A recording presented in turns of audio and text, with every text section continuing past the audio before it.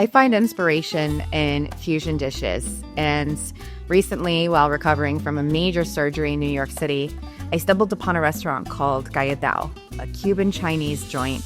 And growing up with half Chinese cousins and growing up using cajachina on Noche Buena to roast our pigs, I never gave a second thought as to why so much Chinese influence.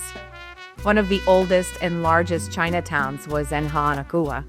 I am Ciji Castro, founder and executive chef of Domestic Gourmet. So today we have crab Rangoon dip from our friends over at Crab Island Seafood.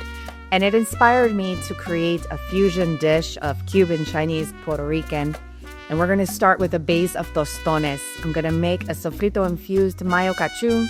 We're going to top it with the crab Rangoon dip that actually is also infused with lime. So I'm going to top it with a little bit of a drizzle of annatto oil, some lime zest, a little sprinkle of sazón, and it's going to be magic.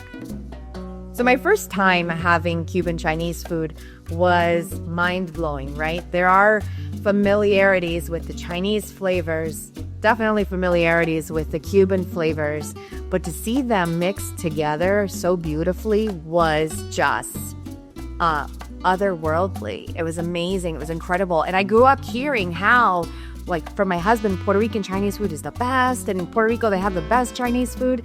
And same, I heard about Cuban Chinese food too. So being able to experience that and play with that today is going to be a lot of fun. And you might be wondering, why is there such a large, Chinese presence in the Latin American islands, right? The Caribbean islands. And that's because we are islands of mixed races. We've got the Africans who were brought over as slaves. We have the Spanish that came and colonized. And then the Chinese were brought over as indentured servants. And together, the food changed. The Africans brought the plátanos. The Chinese brought some spices. The Spanish brought the pork. And then a lot of the root vegetables and the beans come from the Taínos, which were the indigenous people of the islands.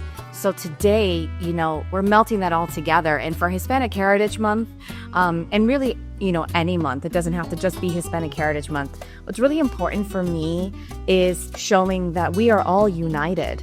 And a lot of us these days are multicultural. And we can show that unity and how important and beautiful it is through food.